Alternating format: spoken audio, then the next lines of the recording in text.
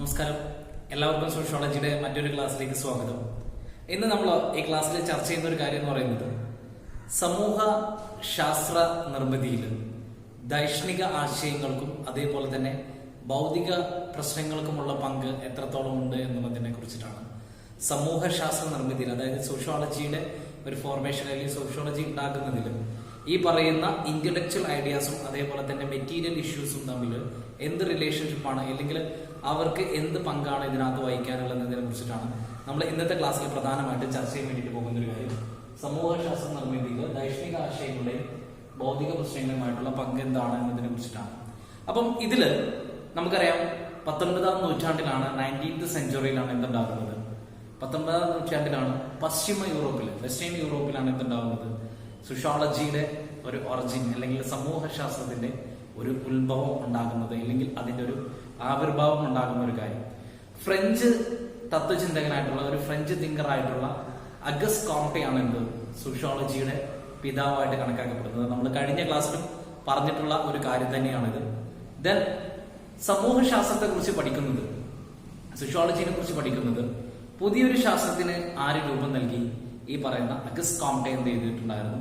രൂപം നൽകിയിട്ടുണ്ടായിരുന്നു. അപ്പം ഇങ്ങനെ ഈ ഒരു പുതിയ ശാസ്ത്രത്തിന്റെ ആദ്യം ഒരു ഈ പറയുന്ന രീതിയിൽ എന്താണ്, ഒരു സാമൂഹിക ഭൗതിക ശാസ്ത്രം എന്ന രീതിയിൽ ആദ്യം അത് അറിയപ്പെട്ടിട്ടുണ്ടായിരുന്നത് സാമൂഹിക ഭൗതിക ശാസ്ത്രം അല്ലെങ്കിൽ സോഷ്യൽ ഫിസിക്സ് എന്ന രീതിയിലാണ് ആദ്യം ഇതിനെ അഗസ് കോംട്ടെ ഫോം ചെയ്തിട്ടുണ്ടായിരുന്നത്.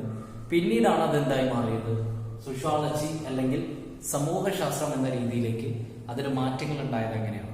ആദ്യം ഏതായിരുന്നു? ആദ്യം സാമൂഹിക ഭൗതിക ശാസ്ത്രം, സോഷ്യൽ ഫിസിക്സ് ആണ്. സോഷ്യൽ ഫിസിക്സിൽ നിന്നാണ് എന്തുണ്ടായത്, സോഷ്യോളജി ഉണ്ടായത്. ഇനി നമ്മൾ ഇതിൽ ഫസ്റ്റ് ഒന്നാമത്തെ കാര്യം നമ്മൾ നേരത്തെ പറഞ്ഞിട്ടുണ്ടായിരുന്നു, സോഷ്യോളജിയുടെ ഒരു ഫോർമേഷനിൽ ഈ പറയുന്ന ഇന്റലക്ച്വൽ ഐഡിയാസിനും അതേപോലെ തന്നെ മെറ്റീരിയൽ ഇഷ്യൂസിനും ദൈഷ്ണിക ആശയങ്ങൾക്കും ഭൗതിക പ്രശ്നങ്ങൾക്കുള്ള പങ്ക് എന്താണെന്നുള്ളതാണ്. അതിൽ ഫസ്റ്റ് അതിന്റെ ഒരു എ പാർട്ട് നമ്മൾ ഡിസ്കസ് ചെയ്യുന്നത് intellectual ideas that went to make sociology എന്നുള്ളതാണ്. സമൂഹശാസ്ത്ര നിർമ്മിതിയിൽ ദൈഷ്ണിക ആശയങ്ങൾക്കുള്ള പങ്ക് എന്താണ്? The intellectual ideas that went into make of sociology. നമുക്കറിയാം, സോഷ്യോളജിയുടെ ഒരു നിർമ്മിതിയിൽ, സമൂഹശാസ്ത്രത്തിന്റെ ഒരു നിർമ്മിതിയിൽ യൂറോപ്പിൽ ഉണ്ടായിട്ടുള്ള ഇതേപോലെയുള്ള ദൈഷ്ണികമായിട്ടുള്ള അല്ലെങ്കിൽ ഇതേപോലെ ഇന്റലക്ച്വൽ ആയിട്ടുള്ള ഐഡിയാസുകളാണ്, ആശയങ്ങളാണ് എന്ത് ചെയ്യുന്നത്, അത് പങ്കുവെച്ചിട്ടുള്ളത്. ഇവിടെ നമ്മൾ പങ്കുവെക്കാൻ വേണ്ടിയിട്ട് പോകുന്ന ഒരു കാര്യം. അപ്പൊ ആ ഐഡിയാസിലാണ് സോഷ്യോളജി എന്ത് ചെയ്യുന്നത്, ഫോം ചെയ്യുന്നത്. അപ്പൊ ഇതില് സമൂഹശാസ്ത്രത്തിന്റെ ആവിർഭാവത്തിന് അല്ലെങ്കിൽ സോഷ്യോളജിയുടെ ഒരു ഒറിജിന് വഴിയൊരുക്കിയ പ്രധാനപ്പെട്ടിട്ടുള്ള ഇന്റലക്ച്വൽ ഐഡിയാസുകൾ അല്ലെങ്കിൽ പ്രധാനപ്പെട്ട ദൈഷ്ണിക ആശയങ്ങൾ ഏതൊക്കെയാണ് എന്നതിനെ കുറിച്ചാണ് പറയുന്നത്. അത് വളരെ കുറച്ച് ഒരു മുന്നിലുള്ളൂ. ഒന്നാമത്തേത് എന്താണ്, നമ്മുടെ എവല്യൂഷണറി തിയറി അല്ലെങ്കിൽ പരിണാമ സിദ്ധാന്തങ്ങൾ എന്ന് പറയുന്ന സംഭവമാണ്. ദെൻ രണ്ടാമത് വെസ്റ്റേൺ തിങ്കേഴ്സിന്റെ ഐഡിയാസുകളാണ്, പാശ്ചാത്യ ചിന്തയുടെ ആശയങ്ങളാണ് രണ്ടാമത് പറയുന്നത്.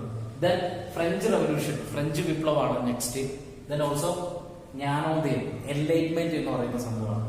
ദെൻ സോഷ്യൽ സർവേ, സാമൂഹിക സർവേ. ഈ പറയുന്ന 5 കാര്യങ്ങളാണ് എന്ത് സോഷ്യോളജിയുടെ ഒരു ഫോർമേഷൻ അല്ലെങ്കിൽ സോഷ്യോളജിയുടെ ഒരു ഒറിജിനിലെ ഇന്റലക്ച്വൽ ആയിട്ടുള്ള ഐഡിയാസുകളായിട്ട് മാറിയത്. എങ്ങനെയാണ് ഈ 5 കാര്യങ്ങൾ ഇന്റലക്ച്വൽ ഐഡിയാസുകളായി മാറിയത് എന്നതിനെ കുറിച്ചിട്ടാണ് ഇന്നത്തെ ക്ലാസ്സിൽ നമ്മൾ പ്രധാനമായിട്ടും ചർച്ച ചെയ്യാൻ വേണ്ടിയിട്ട് പോകുന്ന കാര്യം. ഇതില് സോഷ്യോളജിയുടെ ഒരു നിർമ്മിതി എടുക്കുകയാണെന്നുണ്ടെങ്കിൽ ആ നിർമ്മിതിയിൽ സഹായിച്ച ഏറ്റവും പ്രധാനപ്പെട്ടിട്ടുള്ള അല്ലെങ്കിൽ ഏറ്റവും ദൈഷ്ണികപരമായിട്ടുള്ള ഏറ്റവും ഇന്റലക്ച്വൽ ആയിട്ടുള്ള ഒരു ഐഡിയാസ് ആണ് എന്ത്, നമ്മൾ ആദ്യം പറഞ്ഞ എവല്യൂഷണറി തിയറി അല്ലെങ്കിൽ പരിണാമ സിദ്ധാന്തങ്ങൾ എന്ന് പറയുന്ന സംഭവം. കാരണം പരിണാമ സിദ്ധാന്തം നിങ്ങൾ പഠിച്ചിട്ടുണ്ടാവും. ആരാണ് പരിണാമ സിദ്ധാന്തത്തിന്റെ ഉപജ്ഞാതാവ്? ചാൾസ് ഡാർവിൻ, അല്ലെ? ചാൾസ് ഡാർവിന് പരിണാമ സിദ്ധാന്തത്തെ കുറിച്ച് അല്ലെങ്കിൽ സിദ്ധാന്തങ്ങൾ നിലനിന്നിരുന്നു എന്നുള്ളത് ഈ പറയുന്ന അങ്ങനെ ആ ഒരു സിദ്ധാന്തം കൊണ്ടുവരുന്നത് ചാൾസ് ഡാർവിനാണ്. എന്താണ് ചാൾസ് ഡാർവിൻ ആ സിദ്ധാന്തത്തിൽ പറയുന്നത്? ആദ്യ കാലഘട്ടത്തിൽ അല്ലെങ്കിൽ ആദ്യകാല സഞ്ചാരികളുടെ അല്ലെങ്കിൽ കൊളോണിയൽ ഭരണാധികാരികളുടെയും ഒരു ആധുനിക പൂർവ്വ സമൂഹങ്ങളിലെ ഒരു പ്രാകൃത പരിണാമത്തെ കുറിച്ചിട്ടാണ്, ഒരു നാച്ചുറൽ എവല്യൂഷനെ കുറിച്ചിട്ട് വളരെ ശാസ്ത്രീയമായി തന്നെ സിദ്ധാന്തങ്ങളാണ് ആര് ആവിഷ്കരിച്ചിട്ടുണ്ടായിരുന്നത്, ചാൾസ് ഡാർവിന്റെ ഭാഗത്തു നിന്നുണ്ടായിരുന്നത്. അപ്പം ഇങ്ങനെ ഇത് സോഷ്യോളജിയെയും ഈ പറയുന്ന സമൂഹശാസ്ത്രത്തെയും അതേപോലെ തന്നെ ആന്ത്രോപോളജിയെയും നരവംശാസ്ത്രത്തെയും ഈ പറയുന്ന രീതിയിൽ വളരെയധികം ഇൻഫ്ലുവൻസ് ചെയ്തിട്ടുണ്ടായിരുന്നു. ഏത് പരിണാമ സിദ്ധാന്തങ്ങൾ എന്ന് പറയുന്ന സംഭവം. ഓക്കെ, അപ്പം ഈ പരിണാമ സിദ്ധാന്തങ്ങൾ സമൂഹത്തിലെ പല സമൂഹത്തിൽ നമുക്ക് ചുറ്റുപാട് നോക്കിക്കഴിഞ്ഞാൽ പല വിഭാഗങ്ങളിലുള്ള ആൾക്കാരെ ഇതേപോലെ എന്ത് ചെയ്യാണ്, അവരെ വർഗീകരിക്കുന്നതിനും അതേപോലെ തന്നെയാണ് സാമൂഹിക വികസനത്തിന്റെ ഘട്ടങ്ങൾ വേർതിരിക്കുന്നതിനും, സമൂഹത്തിലുണ്ടാകുന്ന വികസനത്തിന്റെ ഓരോ ഘട്ടങ്ങൾ വേർതിരിക്കുന്നതിനും ഇത് സോഷ്യോളജിസ്റ്റുകളെ സഹായിച്ചു. കാരണം ഇതിനകത്ത് പരിണാമ സിദ്ധാന്തത്തിൽ എന്താണ് പറയുന്നത്, നിങ്ങൾ 10ാം ക്ലാസ്സിലൊക്കെ പഠിച്ചിട്ടുണ്ടാവും എങ്ങനെയാണ് കുരങ്ങിൽ നിന്ന് മനുഷ്യന്മാരുണ്ടാക്കുന്നത്, സ്റ്റെപ്പ് ബൈ ഇങ്ങനെയായിട്ട് ഓരോന്ന്. അതേപോലെ തന്നെ നമുക്ക് എന്ത് ചെയ്യാൻ പറ്റും, നമ്മളുടെ സമൂഹത്തിൽ പല വിഭാഗങ്ങളുണ്ടല്ലേ. ഇപ്പോൾ ഉയർന്ന ജാതിയിലുള്ള ആൾക്കാരുണ്ട്, താഴ്ന്ന ജാതിയിലുള്ള ആൾക്കാരുണ്ട്. കാശ് കൊണ്ട് എക്കണോമിക്കലായിട്ട് എന്തുണ്ട്, ഉയർന്ന വർഗമായിട്ടുള്ള ആൾക്കാരുണ്ട്, താഴ്ന്ന വർഗമായിട്ടുണ്ട്. ഇങ്ങനെയൊക്കെ നമുക്ക് തരംതിരിക്കാനും അതേപോലെ തന്നെ സമൂഹം എന്ന് പറയുന്നത് പണ്ട് കാലത്ത് നിങ്ങൾക്കറിയാം വേട്ടയാടിയും അല്ലെങ്കിൽ കായികനികളും ഭക്ഷിച്ച മനുഷ്യരിൽ നിന്ന് ഒരു അഗ്രികൾച്ചറൽ സൊസൈറ്റിയിലേക്ക് വരുന്നു, അവിടെ നിന്ന് ഒരു ഫ്യൂഡൽ സൊസൈറ്റി, ദെൻ അവിടെ നിന്ന് ഒരു ഇൻഡസ്ട്രിയൽ സൊസൈറ്റി. ഇങ്ങനെ സമൂഹത്തിന് ഡെവലപ്മെന്റ് ഉണ്ട്. അപ്പം മനുഷ്യനെ ഇങ്ങനെ ആ ഒരു പരിണാമ സിദ്ധാന്തത്തിൽ ബേസിൽ വരുന്നുണ്ട്. അതേ ആ ഒരു ബേസിൽ തന്നെ നമുക്ക് എന്ത് ചെയ്യാൻ പറ്റും, ഇങ്ങനെയുള്ള സാമൂഹിക എന്ന് പറയുന്നത് സമൂഹത്തിൽ ഉണ്ടാകുന്ന മാറ്റങ്ങളെ ഘടകങ്ങളൊക്കെ നമുക്ക് എന്ത് ചെയ്യാൻ പറ്റും, വേർതിരിക്കുന്നതിന് ഇത് പരിണാമ സിദ്ധാന്തം അവരെ സഹായിച്ചു, സോഷ്യോളജിസ്റ്റുകളെ സഹായിച്ചു എന്നുള്ളതാണ്. അപ്പൊ ഇതില് ഈ സവിശേഷതകൾ വീണ്ടും പ്രത്യക്ഷപ്പെടുന്നത് എപ്പോഴാന്ന് പറഞ്ഞു കഴിഞ്ഞാൽ 19th സെഞ്ചുറിയിലാണ്, 19ാം നൂറ്റാണ്ടിലാണ്. ആദ്യകാലത്തിൽ ഈ പറയുന്ന സോഷ്യോളജിസ്റ്റുകളായിട്ടുണ്ടായിരുന്ന ആൾക്കാരാണ് അഗസ്റ്റ് കോംറ്റെ, അതേപോലെ തന്നെ കാറൽ മാക്സിനൊക്കെ നമ്മൾ പറഞ്ഞിട്ടുണ്ട്. കാറൽ മാക്സ്, ദെൻ അതേപോലെ തന്നെ ഹെർബർട്ട് സ്പെൻസർ. ഇതാണ് പണ്ടത്തെ ക്ലാസിക്കൽ സോഷ്യോളജിസ്റ്റുകളായിട്ടുള്ള ആൾക്കാർ. ഈ പറയുന്ന Auguste Comte, Karl Marx, Herbert Spencer തുടങ്ങിയിട്ടുള്ള ആൾക്കാരുടെ കൃതികളിലാണ് ഇതിന്റെ ഒരു ബേസ് അല്ലെങ്കിൽ ഇതിന്റെ ഒരു അടിസ്ഥാനത്തിലാണ് സമൂഹത്തെ എന്ത് ചെയ്യുന്നത്, ഇതേ രീതിയിൽ പലതരത്തിൽ വിഭജിക്കുന്ന പരിശ്രമങ്ങൾ എന്ത് ചെയ്യുന്നത് ഏറ്റവും കൂടുതൽ നടന്നത്. കാരണം അവരാണ് ഈ ഉദാഹരണങ്ങൾ, അഗസ്റ്റ് കോംറ്റെയും ഹെർബർട്ട് സ്പെൻസറും കാൾ മാക്സിന്റെയും അവരുടെ തിയറികളിൽ, അവരുടെ ബുക്കുകളിൽ അവരാണ് ഏറ്റവും കൂടുതൽ ഉദാഹരണങ്ങളോട് ഇങ്ങനെ പറഞ്ഞിട്ടുണ്ടായിരുന്നത്. എങ്ങനെയാണ് അവർ പറഞ്ഞത്, ഞാൻ നേരത്തെ പറഞ്ഞ പോലെ തന്നെ ഈ പറയുന്ന രീതിയിൽ നായാടി അല്ലെങ്കിൽ ഈ പറയുന്ന ഫുഡ് സമാഹരിച്ചിരുന്ന ആ സമൂഹങ്ങൾ ഈ പിന്നീട് എന്തായി, കാർഷിക സമൂഹങ്ങളായിട്ട്, ഇടയന്മാരായിട്ടും കർഷക സമൂഹങ്ങളായിട്ട് മാറി. അവിടെ നിന്നിട്ടോ കാർഷികേതര വ്യവസായികേതര സംസ്കാരങ്ങളായി. അപ്പം ഇങ്ങനെയുള്ള അവിടെ നിന്ന് പിന്നെ ഒരു ആധുനിക പൂർവ്വ, ഇപ്പൊ കാണുന്ന ആധുനിക പൂർവ്വ സമൂഹങ്ങളായി മാറി. അപ്പം ഇങ്ങനെയുള്ള കാര്യങ്ങളൊക്കെ കാൾ മാക്സും ഹെർബർട്ട് സ്പെൻസറും അതേപോലെ അഗസ്റ്റ് കോംറ്റെയും ഒക്കെ അവരുടെ കൃതികളിലൂടെ പറഞ്ഞിട്ടുള്ള കാര്യങ്ങളാണ്. അപ്പം ഇതില് വ്യാവസായിക സമൂഹത്തെ പോലെയുള്ള ആധുനിക സമൂഹങ്ങളെയും കൂടി ഇതിനകത്ത് ഉൾപ്പെടുത്തണം എന്നുള്ളതാണ്. അങ്ങനെ ഉൾപ്പെടുത്തിയിട്ട് തന്നെയാണ് അവർ ഇതിനകത്ത് പറഞ്ഞിട്ടുള്ളത്. അപ്പം അത്തരത്തിലുള്ള ഒരു പരിണാമപരമായ വീക്ഷണം, ഈ രീതിയിലുള്ള ഒരു പരിണാമപരമായ വീക്ഷണം വെച്ച് പുലർത്തിയാൽ മാത്രമാണ് പാശ്ചാത്യരായിട്ടുള്ള വെസ്റ്റേൺ കൺട്രീസിലുള്ള ആൾക്കാർ ഇതേ രീതിയിലുള്ള പരിണാമ വീക്ഷണം, ഈ പറയുന്ന എവല്യൂഷണറി തിയറി പോലെയുള്ള ഒരു വീക്ഷണം വെച്ച് പുലർത്തിയിട്ടാണ് വളരെ അധികം പുരോഗതി പ്രാപിച്ച സംസ്കാര സമ്പന്നരാണ് എന്ന് വിശ്വസിച്ചത്. അതായത് ഇത്തരത്തിലുള്ള ഒരു പരിണാമം, ഞാൻ നേരത്തെ പറഞ്ഞല്ലോ, നായാടി നടന്നു, ദെൻ അതേപോലെ തന്നെ ഫുഡ് ശേഖരിച്ച സമൂഹങ്ങളുണ്ടായി, അവിടെ പിന്നെ ഇടയന്മാരുണ്ടായി, അവിടെ പിന്നെ കർഷകരുണ്ടായി, ആ കർഷകരിൽ നിന്ന് കാർഷികേതരുണ്ടായി, അവിടെ നിന്ന് വ്യവസായം ഉണ്ടായി, വ്യവസായ സംസ്കാരത്തിൽ നിന്ന് ആധുനിക പൂർവ്വ സമൂഹം ഉണ്ടായി. അപ്പം ഇത്തരത്തിലുള്ള പരസ്പരപരമായ വീക്ഷണം വെച്ച് പുലർത്തിയാൽ ഈ പറയുന്ന പാശ്ചാത്യരിൽ വളരെയധികം പുരോഗതി പ്രാപിച്ച സംസ്കാരമാണ് എന്നുള്ളത് എന്ത് ചെയ്യാൻ പറ്റും, നമുക്ക് മനസ്സിലാക്കാൻ വേണ്ടിയിട്ട് പറ്റും. അങ്ങനെ വിശ്വസിച്ചിരുന്നവരാണ് പാശ്ചാത്യരായിട്ടുള്ള ആൾക്കാർ.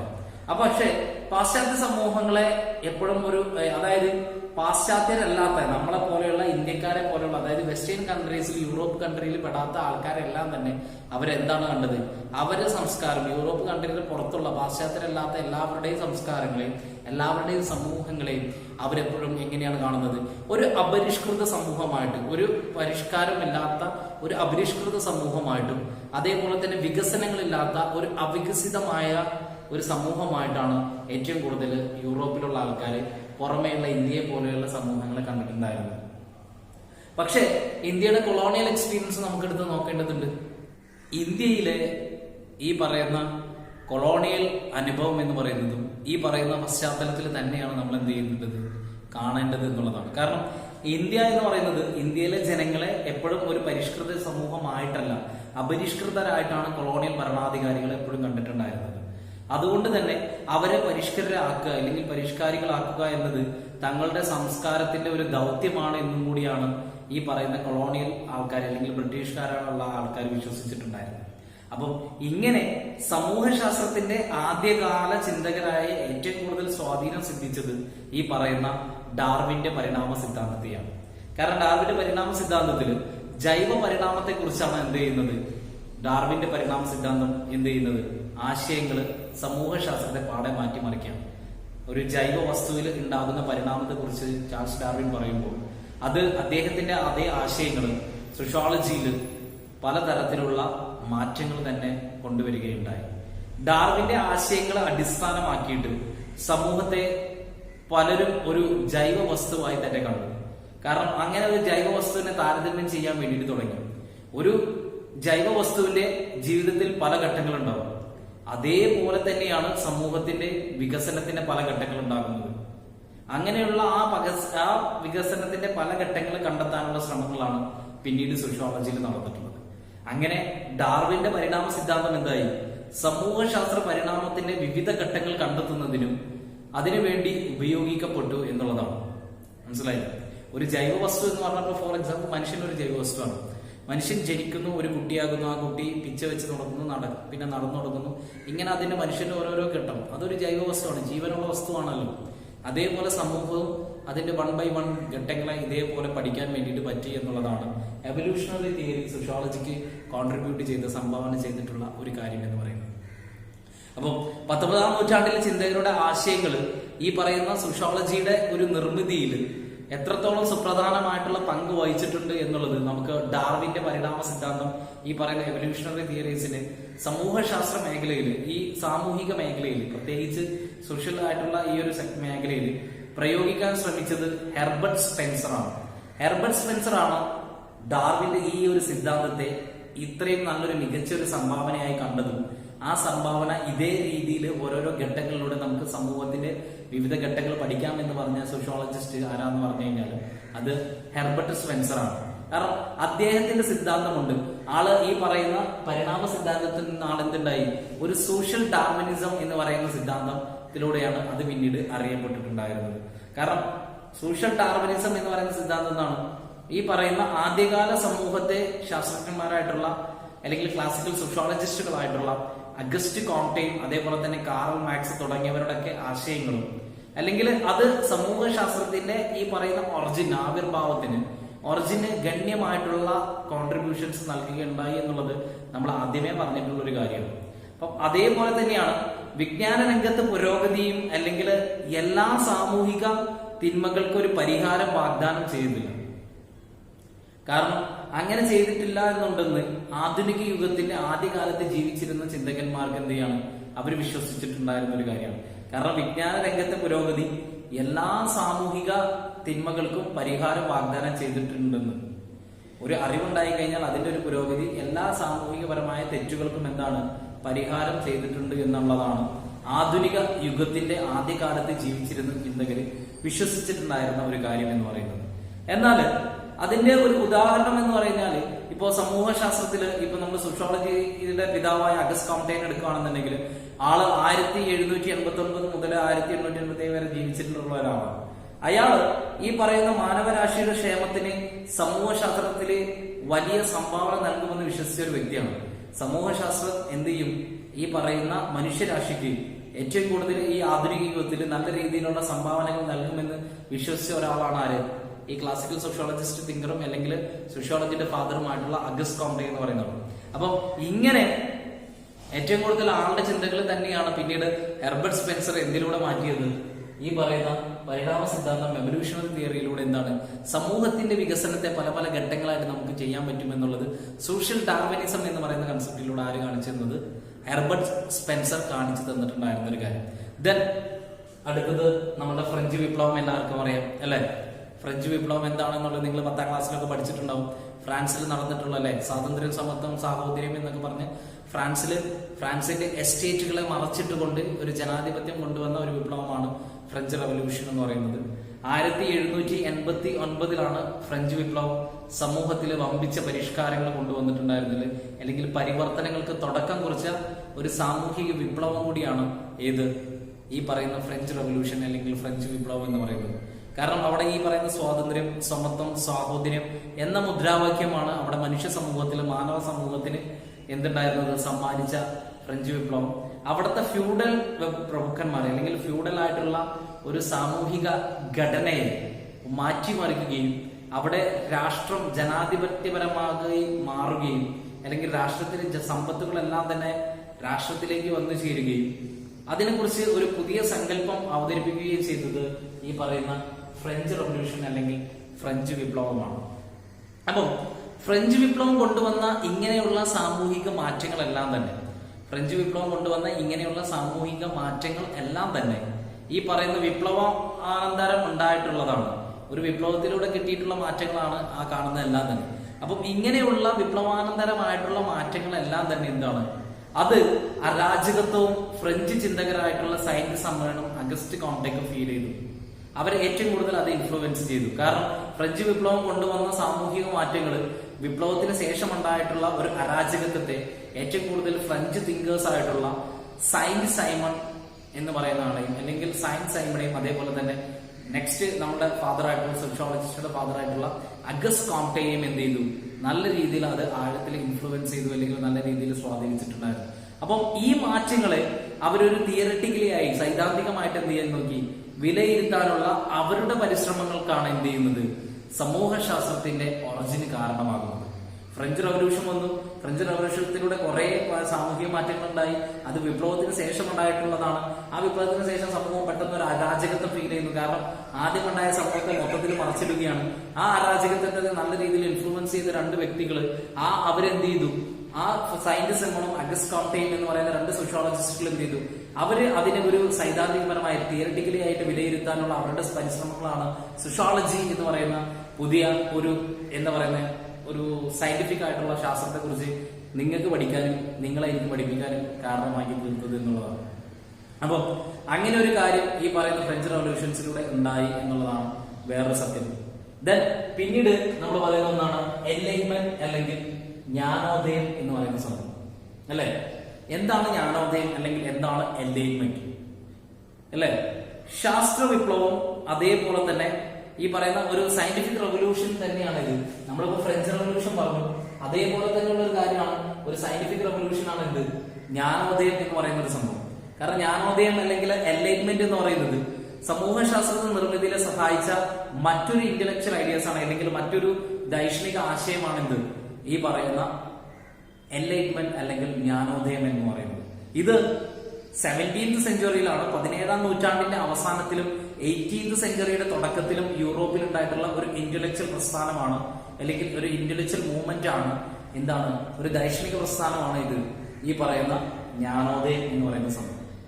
അപ്പം ജ്ഞാനോദയത്തില് അത് ഏറ്റവും കൂടുതൽ ഒരു മനുഷ്യന്റെ യുക്തി അല്ലെങ്കിൽ അയാളുടെ വ്യക്തിവാദത്തിനാണ് ഏറ്റവും കൂടുതൽ ഇമ്പോർട്ടൻസ് കൊടുക്കുന്നത് അല്ലെങ്കിൽ ഏറ്റവും കൂടുതൽ ഊന്നൽ കൊടുക്കുന്നത്. ഒരു വ്യക്തി എന്താണ് പറയുന്നത് അല്ലെങ്കിൽ അയാളുടെ യുക്തിപരമായിട്ടുള്ള തീരുമാനങ്ങൾ എന്താണ് എന്നുള്ളതാണ്. അതിനെ ഈ പറയുന്ന ആ ഊന്നൽ നൽകിക്കൊണ്ട് ശാസ്ത്രീയമായ ഒരു സമീപനം തന്നെ മുന്നോട്ട് വെക്കുകയാണ് എന്ത് ചെയ്യുന്നത് ഈ പറയുന്ന ജ്ഞാനോദയം ചെയ്യുന്ന ഒരു കാര്യം എന്ന് പറയുന്നത്. 17ാം നൂറ്റാണ്ടിന്റെ അവസാനത്തിലും 18ാം നൂറ്റാണ്ടിന്റെ തുടക്കത്തിലും യൂറോപ്പിൽ ഉണ്ടായിട്ടുള്ള ഒരു ഇന്റലക്ച്വൽ ഐഡിയാസ് ആണ് അല്ലെങ്കിൽ ഒരു ദൈക്ഷണികപരമായിട്ടുള്ള പ്രസ്ഥാനമാണ് ഏത് എൻലൈറ്റ്മെന്റ് അല്ലെങ്കിൽ ജ്ഞാനോദയം എന്ന് പറയുന്നത്. അത് ഈ പറയുന്ന രീതിയിൽ യുക്തിക്കും അതേപോലെ തന്നെ വ്യക്തിവാദത്തിനും ഏറ്റവും കൂടുതൽ ഇമ്പോർട്ടൻസ് കൊടുത്തിട്ട് അതിനെ ഒരു ശാസ്ത്രീയമാകുന്ന രീതിയിൽ സമീപനം മുന്നോട്ട് വെക്കുകയാണ് എന്ത് ചെയ്യുന്നത് എൻലൈറ്റ്മെന്റ് അല്ലെങ്കിൽ ജ്ഞാനോദയം ചെയ്യുന്ന ഒരു കാര്യം. അപ്പം ആ കാലഘട്ടങ്ങളിൽ ഈ 17ാം നൂറ്റാണ്ടിന്റെ അവസാനവും 18ാം നൂറ്റാണ്ടിന്റെ തുടക്കത്തിലുമൊക്കെ ഈ പറയുന്ന ശാസ്ത്രവിജ്ഞാനം വലിയ രീതിയിലുള്ള മുന്നേറ്റം ഉണ്ടാക്കിയിട്ടുണ്ടായിരുന്നു. അതുള്ള നാച്ചുറൽ സയൻസ് ഒക്കെ ഈ പ്രകൃതി ശാസ്ത്രങ്ങളൊക്കെ അല്ലെങ്കിൽ അവരുടെ പഠന രീതികൾ ഉപയോഗിച്ചുകൊണ്ടാണ് എന്ത് ചെയ്യുന്നത് മനുഷ്യന്റെ അവസ്ഥകളെ പഠിക്കാൻ കഴിയാത്ത രീതിയിലാകുന്ന ആ ഒരു കാലഘട്ടത്തിൽ പഠിക്കാൻ വേണ്ടിയിട്ട് ശ്രമിച്ചിട്ടുണ്ടായിരുന്നത്. ആ ധാരണയിൽ ഇത്തരമായിട്ടുള്ള ഇങ്ങനെ ഒരു എൻലൈറ്റ്മെന്റിന്റെ വളർച്ച വളരെ സ്വാധീനം ചെലുത്തിയിട്ടുണ്ട് സമൂഹത്തിൽ. കാരണം അതിലൊരു എക്സാമ്പിൾ എന്ന് പറയുന്നത് അതുവരെ ഒരു പ്രകൃതി ഒരു പ്രതിഭാസമായിട്ടാണ് ഏറ്റവും കൂടുതൽ എല്ലാവരും കണ്ടിരുന്നത്. കാരണം ദാരിദ്ര്യത്തെ മനുഷ്യൻ അവന്റെ ഈ പറയുന്ന എന്താ പറയുന്നത് ദാരിദ്ര്യം പ്രകൃതി കൊടുക്കുന്നതാണ് എന്നുള്ള ഒരു ഫീലിംഗ് ഒക്കെയാണ്. പക്ഷെ അത് അവന്റെ അറിവില്ലായ്മ കൊണ്ടും അവന്റെ അജ്ഞത കൊണ്ടും അതേപോലെ തന്നെ അവനെ ചൂഷണം വരുത്തുന്നത് കൊണ്ടാണ് അവൻ ദരിദ്രനായി മാറുന്നത് എന്നുള്ളത് പിന്നീട് അതൊരു സാമൂഹിക പ്രശ്നമാണ് എന്നുള്ളതൊക്കെ മനസ്സിലാക്കാൻ കഴിഞ്ഞത് അല്ലെങ്കിൽ അങ്ങനെ ഒരു സാമൂഹിക പ്രശ്നമായി അതിനെ കാണാൻ വേണ്ടിയിട്ട് തുടങ്ങിയത് എല്ലാം തന്നെ, അല്ലെങ്കിൽ ദാരിദ്ര്യത്തെ കുറിച്ച് പഠിക്കാൻ വേണ്ടി തുടങ്ങിയതൊക്കെ തന്നെ ഈ പറയുന്ന എൻലൈറ്റ്മെന്റ് വന്നതിന് ശേഷമാണ്. പക്ഷെ അതിനു മുന്നേ നാച്ചുറൽ സയൻസുകളുടെ പഠന രീതിയിൽ അവർ പറഞ്ഞിട്ടുണ്ടായിരുന്നത് അത് സമൂഹം മനുഷ്യന് കൊടുക്കുന്ന ഒരു സംഭവമാണ് എന്നുള്ളതാണ്. എൻലൈറ്റ്മെന്റ് ആണ് അത് മാറ്റി ചിന്തിച്ചിട്ടുണ്ടായിരുന്നത്. അപ്പം ഇങ്ങനെ ഈ പറയുന്ന ജ്ഞാനോദയത്തിന്റെ കാലത്ത് ഏറ്റവും കൂടുതൽ ഈ പറയുന്ന സാമൂഹിക അവസ്ഥകളിൽ എല്ലാം തന്നെ എന്തുണ്ടായിരുന്നു, ഈ പറയുന്ന ദാരിദ്ര്യം. ഫോർ എക്സാമ്പിൾ, ദാരിദ്ര്യത്തെ ഞാൻ ഒരു എക്സാമ്പിൾ ആയിട്ട് പറഞ്ഞാണ്. അതിനെ ഇതേപോലെ മനസ്സിലാക്കുന്നതിന് വേണ്ടി, അതേപോലെ തന്നെ അതിനെ സർവേ നടത്തുന്നതിന് വേണ്ടി അധികം സാമൂഹിക സർവേകൾ ആവശ്യമായിട്ടുണ്ടായിരുന്നു. അങ്ങനെ സാമൂഹിക സർവേ എന്ന് പറയുന്ന സമ്പ്രദായം ആരംഭിക്കുകയാണ്. ദെൻ ഫ്രഞ്ച് റവല്യൂഷന് ശേഷം ഒരു പുതിയ രാഷ്ട്രം വന്നപ്പോൾ ആ രാഷ്ട്രത്തിന് അരാജകത്വം നിലനിന്നിട്ടുണ്ടായിരുന്നു. എങ്ങനെയാണ് രാഷ്ട്രത്തിന്റെ നടപടികൾ, എടുത്ത നടപടികൾ, ഒരു വികസന പദ്ധതി കൊണ്ടുവന്നാൽ അത് എത്രത്തോളം ജനങ്ങളിൽ എത്തുന്നുണ്ട്, അതിനെല്ലാം തന്നെ ഈ പറയുന്ന സാമൂഹിക സർവേകൾ ആവശ്യമായിട്ടുണ്ടായിരുന്നു. അങ്ങനെ സാമൂഹിക സർവേകൾ കൂടി ഈ പറയുന്ന സോഷ്യോളജിയുടെ ഒറിജിന് കാരണമായി തീരുകയാണ്. കാരണം ഇങ്ങനെയുള്ള മാനവ പ്രതിഭാസങ്ങളെ അളക്കാനും അതിനെ അത് എത്രത്തോളമാണ്, അതിനെ ഏത് രീതിയിലാണ് തരംതിരിക്കേണ്ടത് എന്നുള്ളതെല്ലാം തന്നെ മനസ്സിലാക്കുന്നത് ഇങ്ങനെയുള്ള സാമൂഹിക സർവേയിലൂടെ, അതിന്റെ അടിസ്ഥാനത്തിൽ മാത്രമേ നമുക്ക് മനസ്സിലാക്കാൻ വേണ്ടിയിട്ട് പറ്റുള്ളൂ. അപ്പോൾ ഇങ്ങനെ സാമൂഹിക സർവേകൾ താമസിയാതെ എന്ത് ചെയ്തു, ഈ പറയുന്ന സോഷ്യോളജിയുടെ ഒരു മുഖ്യ അന്വേഷണ രീതികൾ അല്ലെങ്കിൽ ഒരു മുഖ്യ റിസർച്ച് മെത്തേഡിൽ എന്തായി മാറി, ഈ പറയുന്ന രീതിയിൽ മാറ്റമുണ്ടാവുകയാണ് ചെയ്തിട്ടുള്ളത്. ഇനി ഇതിനകത്ത് നമുക്ക് പറയാനുള്ളത് അടുത്തത് material issues when to make a sociology. സമൂഹശാസ്ത്രത്തിന്റെ നിർമ്മിതിയിൽ സഹായിച്ച ഭൗതിക പ്രശ്നങ്ങൾ എന്തൊക്കെയാണ് എന്നതിനെ കുറിച്ചിട്ടാണ് ഇനി ഈ ക്ലാസ്സിൽ നമുക്ക് ചർച്ച ചെയ്യാനുള്ളത്. ഇതില് ഈ മെറ്റീരിയൽ ഇഷ്യൂസ് എന്ന് പറയുന്നത്, ഒന്ന് നമുക്കറിയാം ഇൻഡസ്ട്രിയൽ റവല്യൂഷൻ, വ്യാവസായിക വിപ്ലവമാണ്. ദെൻ അതേപോലെ തന്നെ ക്യാപിറ്റലിസം, മുതലാളിത്തമാണ്. ദെൻ അതേപോലെ തന്നെ വ്യാവസായിക വൽക്കരണമാണ്. ദെൻ അതേപോലെ തന്നെ അർബനൈസേഷൻ, ഈ പറയുന്ന ഇൻഡസ്ട്രിയലൈസേഷനും അർബനൈസേഷനുമാണ്. അപ്പം ഈ 4 കാര്യങ്ങളാണ് ഒരു മെറ്റീരിയൽ ഇഷ്യൂസുകളാണ്, അല്ലെങ്കിൽ സോഷ്യോളജി ഒറിജിൻ ആവാൻ വേണ്ടിയിട്ട് സഹായിച്ച 4 പ്രധാനപ്പെട്ട ഭൗതിക പ്രശ്നങ്ങൾ എന്ന് പറയുന്നത് ഇത് 4മാണ്. ഇത് നമുക്ക് നോക്കിക്കഴിഞ്ഞാൽ 18ാം നൂറ്റാണ്ടില് യൂറോപ്പിൽ നിലനിന്നിട്ടുണ്ടായിരുന്ന ചില ഭൗതിക സാഹചര്യങ്ങളാണ് സോഷ്യോളജിയുടെ നിർമ്മിതിയെ എന്ത് ചെയ്യുന്നത്, ഏറ്റവും കൂടുതൽ സഹായിക്കുന്നത് എന്നുള്ളതാണ്. ഇവയിൽ ഏറ്റവും പ്രധാനപ്പെട്ടതെന്ന് പറയുന്നത് നമ്മളുടെ ഈ പറയുന്ന വ്യാവസായിക വിപ്ലവം എന്ന് പറയുന്ന സംഭവം തന്നെയാണ്, അല്ലെങ്കിൽ ഇൻഡസ്ട്രിയൽ റവല്യൂഷൻ എന്ന് പറയുന്ന സംഗതി തന്നെയാണ്. കാരണം ഈ പറയുന്ന മുതലാളിത്തം ഉണ്ടാവാൻ കാരണമാകുന്നത് വ്യാവസായിക വിപ്ലവത്തിലൂടെയാണ്. കാരണം 19ാം നൂറ്റാണ്ടിലെ വ്യാവസായിക വിപ്ലവം ഉണ്ടായത് ഇംഗ്ലണ്ടിലാണ് എന്നുള്ളത് എല്ലാവർക്കും അറിയാം. ഇംഗ്ലണ്ട് എന്ന് പറയുന്ന ഒരു ഗ്രാമം എങ്ങനെയാണ് നഗരമായി മാറിയത് എന്നുള്ളതാണ് വ്യാവസായിക വിപ്ലവത്തിന്റെ ഏറ്റവും വലിയ വളർച്ച എന്ന് പറയുന്നത്. അവിടെ നിന്നിട്ടാണ് പിന്നെ ഈ പറയുന്ന മുതലാളിത്തം എന്ത് ചെയ്തത്, ഉയർന്നു വന്നിട്ടുണ്ടായിരുന്നത്. അപ്പോ വ്യാവസായിക വിപ്ലവത്തിലൂടെ മുതലാളിത്തം സൃഷ്ടിച്ച ഭൗതിക പ്രശ്നങ്ങളാണ് എന്ത് ചെയ്യുന്നത്, സമൂഹശാസ്ത്ര നിർമ്മിതിയിലെ ഏറെ ഇൻഫ്ലുവൻസ് ചെയ്തിട്ടുണ്ടായിരുന്നത്, അല്ലെങ്കിൽ സ്വാധീനിച്ചിട്ടുണ്ടായ ഒരു കാര്യം എന്ന് പറയുന്നത്. അപ്പം ഇങ്ങനെ വ്യാവസായിക വിപ്ലവത്തിന്റെ ഒരു അടിസ്ഥാനം എന്ന് പറയുന്നത് എന്ത് തന്നെയാണ്, ഈ പറയുന്ന മുതലാളിത്തം അല്ലെങ്കിൽ ക്യാപിറ്റലിസം തന്നെയാണ്. അപ്പം ആ ഒരു ബേസിൽ നിന്നുകൊണ്ട് അതിന്റെ ആ ഒരു മുതലാളിത്ത സാമ്പത്തിക പ്രവർത്തനങ്ങൾ ഏറ്റവും കൂടുതൽ ഒരു ഊർജ്ജസ്വലത പകർന്നുകൊണ്ടാണ് വ്യാവസായിക ഉൽപാദനത്തിന്റെ വളർച്ചയ്ക്ക് പുറകിലെ ഒരു ചാലക ശക്തിയായിട്ട് മുതലാളിത്തം പ്രവർത്തിച്ചിട്ടുണ്ടായിരുന്നത്. കാരണം മുതലാളിത്തം പുതിയ ഒരു മനോഭാവമാണ്, ഒരു പുതിയ മനോഭാവങ്ങളും സ്ഥാപനങ്ങളുമായി സൃഷ്ടിക്കുന്ന ഒരു രീതിയാണ് മുതലാളിത്തത്തിനുള്ളത്. ദെൻ അതേപോലെ തന്നെ മുതലാളിത്തത്തെ ഉൽപാദനത്തിന്റെ ഒരു പ്രധാന ലക്ഷ്യം എന്ന് പറയുന്നത് ലാഭമാണ്, മാക്സിമം പ്രോഫിറ്റ് മേക്കിംഗ് ചെയ്യുക എന്നുള്ളത് തന്നെയാണ്. അങ്ങനെ ആ ഒരു സ്വാഭാവികമായും ഇതേപോലെയുള്ള ഒരു ഇൻവെസ്റ്റ് ചെയ്യുന്ന ആൾക്ക്, അല്ലെങ്കിൽ ഒരു സംരംഭകനായിട്ടുള്ള ഒരു വ്യക്തിക്ക്, അയാൾക്ക് ഏറ്റവും സുസ്ഥിരമായിട്ടുള്ള ലാഭം ആർജിക്കുന്നതിന് വേണ്ടി മാത്രം പ്രവർത്തിക്കാൻ ഈ ക്യാപിറ്റലിസം അല്ലെങ്കിൽ ഈ പറയുന്ന വ്യാവസായിക വിപ്ലവം തുടങ്ങി എന്നുള്ളതാണ്. കാരണം മുതലാളിത്തത്തിന്റെ വളർച്ചയെ വിപണികൾ എന്ത് ചെയ്തു, സജീവമായിട്ട് നിലനിർത്തി.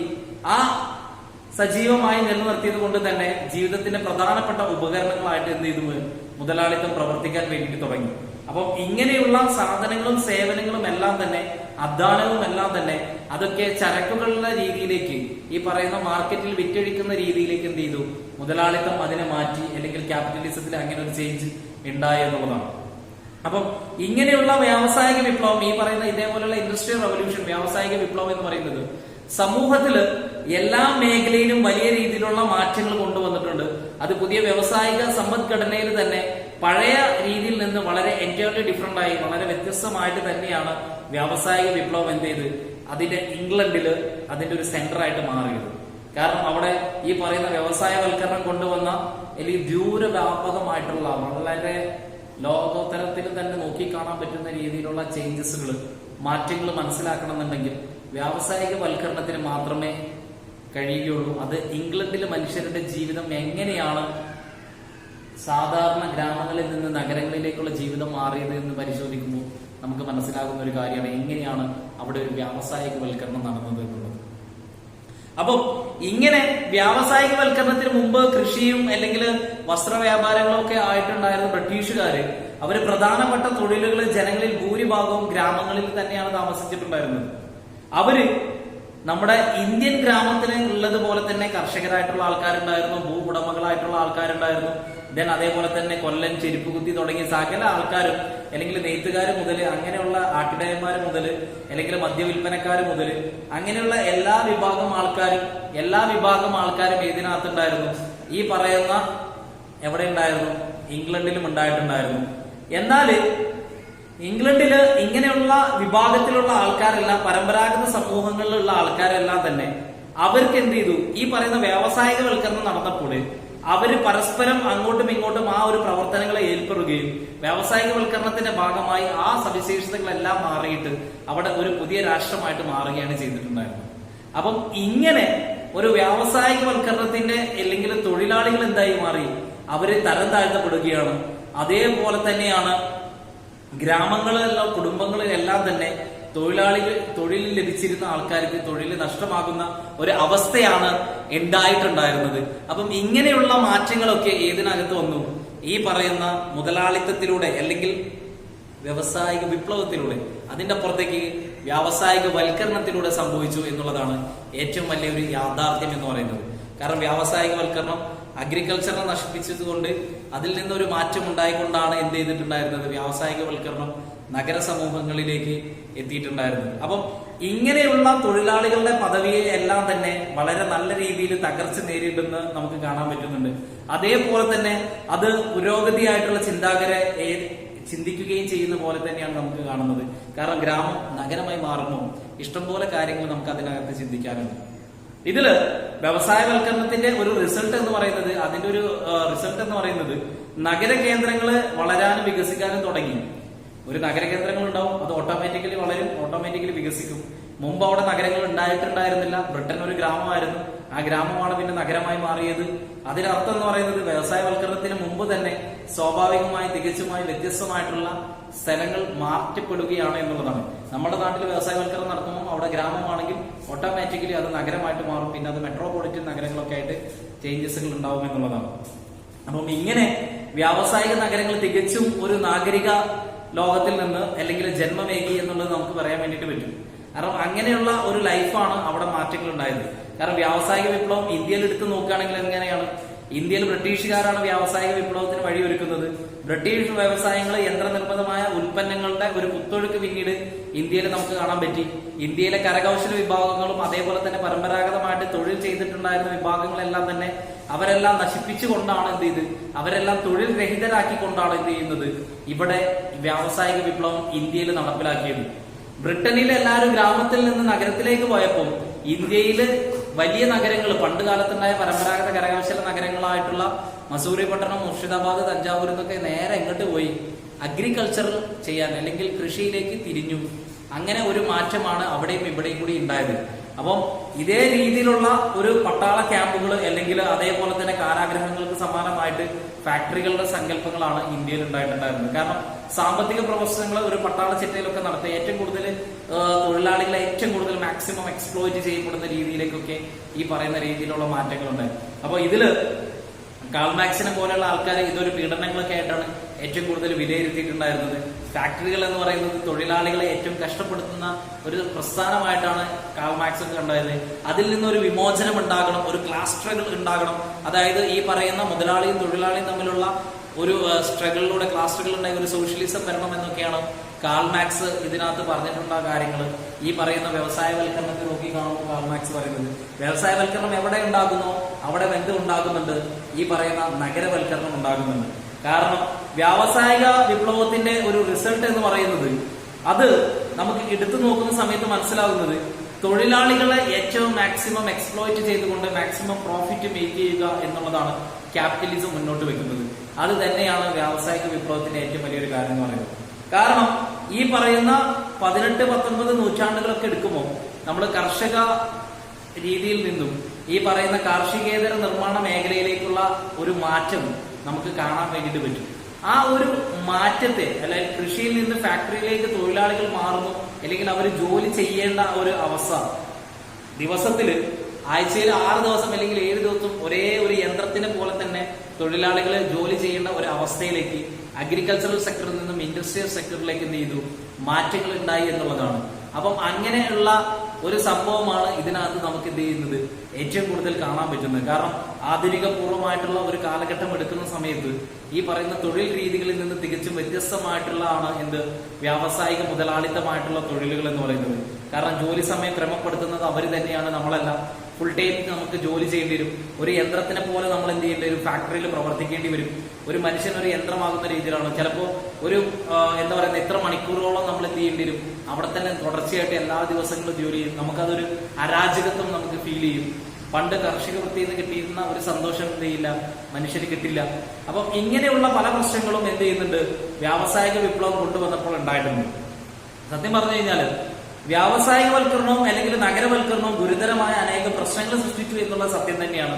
മനുഷ്യരിൽ കുറെ മാറ്റങ്ങൾ ഉണ്ടാക്കി. ഒന്ന് തൊഴിലില്ലായ്മ ഉണ്ടാക്കി, അതേപോലെ തന്നെ സ്ത്രീപരമായ ചൂഷണങ്ങൾ ഉണ്ടാക്കി, അതേപോലെ തന്നെ ബാലവേല ഉണ്ടാക്കി, ഇങ്ങനെയുള്ള കുറ്റകൃത്യങ്ങൾ, വ്യഭിചാരം തുടങ്ങി സകല സാധനങ്ങൾ വന്നത് ഈ നഗരവൽക്കരണത്തിന്റെയും വ്യവസായവൽക്കരണത്തിന്റെയും ഭാഗമായിട്ടാണ്. അപ്പം ഇങ്ങനെയുള്ള ഒരു സമൂഹത്തിന് മുഖമുദ്രകൾ കൂടിയാണ് നഗരവൽക്കരണത്തിന്റെയും വ്യാവസായികവൽക്കരണത്തിന്റെ ഒരു മുഖമുദ്രയാണ് ഞാൻ പറഞ്ഞ ഈ കാര്യങ്ങളൊക്കെ. കാരണം വ്യാവസായിക വിപ്ലവം എന്ന് പറയുന്നത് ഈ പറയുന്ന പോലെ തന്നെ സാമൂഹിക ഘടനയിൽ, സാമൂഹിക ബന്ധങ്ങളിൽ ഉണ്ടാക്കിയ മാറ്റങ്ങളെ കുറിച്ച് അന്നത്തെ സോഷ്യോളജിസ്റ്റ് ആയിട്ടുള്ള ചിന്തകന്മാര് ശാസ്ത്രീയമായിട്ട് തന്നെ പഠനങ്ങൾ നടത്തിയിട്ടുണ്ട്. അപ്പം വ്യാവസായിക വിപ്ലവം എന്ന് പറയുന്നത് സൃഷ്ടിച്ച പ്രശ്നങ്ങൾ എന്ന് പറയുന്നത് അതിന് പരിഹാരം കണ്ടെത്താൻ കൂടിയാണ് അവർ ശ്രമിച്ചിട്ടുണ്ടായിരുന്നത്.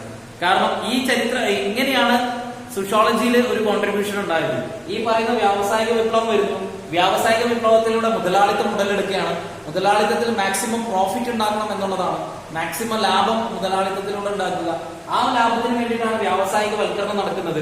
അങ്ങനെ ബ്രിട്ടനിലെ ഗ്രാമപ്രദേശങ്ങളിൽ ഉണ്ടായിട്ടുള്ള വ്യാവസായിക വൽക്കരണം ബ്രിട്ടൻ അല്ലെങ്കിൽ ലണ്ടൻ എന്ന് പറയുന്ന ഏറ്റവും വലിയൊരു നഗരമായി മാറുകയാണ് ഉണ്ടായത്. അതേ വ്യവസായവൽക്കരണമാണ് എവിടെ നടപ്പിലാക്കാൻ ശ്രമിച്ചത്, ബ്രിട്ടന്റെ കോളനിയായ അല്ലെങ്കിൽ ബ്രിട്ടന്റെ ക്ലാസിക് കോളനി ആയിട്ടുള്ള ഇന്ത്യയിൽ നടപ്പിലാക്കാൻ ബ്രിട്ടീഷുകാരെ ശ്രമിച്ചത്. പക്ഷെ ഇവിടെ നടന്നത് ഈ പറയുന്ന ഇൻഡസ്ട്രിയലൈസേഷൻ അല്ല, ഇവിടെ നടന്നത് ഡീ ഇൻഡസ്ട്രിയലൈസേഷൻ അല്ലെങ്കിൽ അപവ്യവസായവൽക്കരണമാണ്. ഇവിടെ ഒരിക്കലും നഗരവൽക്കരണം നടന്നിട്ടില്ല. ഇന്ത്യയിൽ പ്ലാന്റേഷൻസ് ആണ് ആദ്യം തുടങ്ങിയത്. തേയിലത്തോട്ടങ്ങളുടെ വ്യവസായവൽക്കരണമാണ് ഇന്ത്യയിൽ ആദ്യം തുടങ്ങിയിട്ടുണ്ടായിരുന്നത്. ഒരു കോളനിയിൽ നിന്ന് എന്തൊക്കെ ഊറ്റിക്കൊണ്ടുപോകാൻ പറ്റുമോ അതെല്ലാം തന്നെ കൊണ്ടുപോകുന്ന രീതിയാണ് ഉണ്ടായത്. പക്ഷേ ബ്രിട്ടനിലെ വ്യാവസായികവൽക്കരണത്തിലൂടെ എന്തൊക്കെ കിട്ടി, ഈ പറയുന്ന രീതിയിൽ അഗ്രികൾച്ചറൽ സെക്ടറിൽ ഒരു മനുഷ്യൻ സന്തോഷത്തോടെ ജോലി ചെയ്തിരുന്ന ഒരു വ്യക്തി വ്യവസായത്തിൽ എത്തിയ സമയത്ത് അയാൾ ഒരു യന്ത്രങ്ങളെ പോലെ എന്ത് ചെയ്യാൻ തുടങ്ങി, പ്രവർത്തിക്കാൻ വേണ്ടിയിട്ട് തുടങ്ങി. ആ യന്ത്രങ്ങളെ പോലെ പ്രവർത്തിക്കുമ്പോൾ ആഴ്ചയിൽ 7 ദിവസം പോയിട്ട് അതേപോലെ പ്രവർത്തിക്കണം. അയാൾക്ക് ഒരു എൻജോയ്മെന്റും കാര്യങ്ങളും ഇല്ലാത്ത രീതിയായി, അരാജകത്വം വന്നു. അതേപോലെ തന്നെ വ്യവസായവൽക്കരണം, നഗരവൽക്കരണം എന്തൊക്കെ കൊണ്ടുവന്നു, തൊഴിലില്ലായ്മ കൊണ്ടുവന്നു. ഇന്ത്യയിലെ കരകൗശല വ്യവസായങ്ങളുടെയും അല്ലെങ്കിൽ പരമ്പരാഗത വ്യവസായങ്ങളും തകർന്നു, തൊഴിലില്ലായ്മ ഉണ്ടായി. ഇന്ത്യയിലെ നഗരങ്ങളിൽ നിന്ന് ഗ്രാമങ്ങളിലേക്ക് ജനങ്ങൾ കുടിയേറി പാർക്കാൻ തുടങ്ങി, കൃഷിക്ക് തുടങ്ങി, തൊഴിലില്ലായ്മ ഇന്ത്യയിൽ ഉണ്ടായി. സ്ത്രീകളെ നല്ല രീതിയിൽ ചൂഷണം ചെയ്തു, ബാലവേല വന്നു, അതേപോലെ തന്നെ കുറ്റകൃത്യങ്ങൾ വന്നു, വ്യഭിചാരം വന്നു. ഇതൊക്കെ ഇതിന്റെ മുഖമുദ്രകളായി മാറി എന്നുള്ളതാണ്. അപ്പം ഇങ്ങനെയുള്ള കാര്യങ്ങളെ കൂടി പഠിക്കാൻ വേണ്ടിയിട്ടാണ്, അങ്ങനെയുള്ള ഇഷ്യൂസിനെ കൂടി പഠിക്കാൻ വേണ്ടിയിട്ടാണ് സോഷ്യോളജി ഒറിജിൻ ചെയ്തത് എന്നുള്ളതാണ്. ഇതിന്റെ ഈ പറയുന്ന കാര്യങ്ങളെ കൂടി പഠിക്കാൻ വേണ്ടിയിട്ടാണ് സോഷ്യോളജിയുടെ ഒറിജിൻ ഉണ്ടായത്. അപ്പം സോഷ്യോളജിയുടെ ഒറിജിന്റെ മെറ്റീരിയൽ ഇഷ്യൂസ് എന്തൊക്കെയാണ്, അതേപോലെ തന്നെ ഇന്റലക്ച്വൽ ഐഡിയാസുകൾ എന്തൊക്കെയാണ് എന്നുള്ളതാണ് നമ്മൾ ഈ ക്ലാസ്സിൽ പ്രധാനമായിട്ടും ചർച്ച ചെയ്തിട്ടുണ്ടായിരുന്നത്. ഈ ക്ലാസ് നമ്മൾ ഇതുപോലെ നിർത്തുവാണ്. അടുത്ത വേറൊരു ടോപ്പിക്കുമായിട്ട് അടുത്ത ക്ലാസ്സിൽ കാണാം എന്ന് പറഞ്ഞുകൊണ്ട് നിർത്തുന്നു.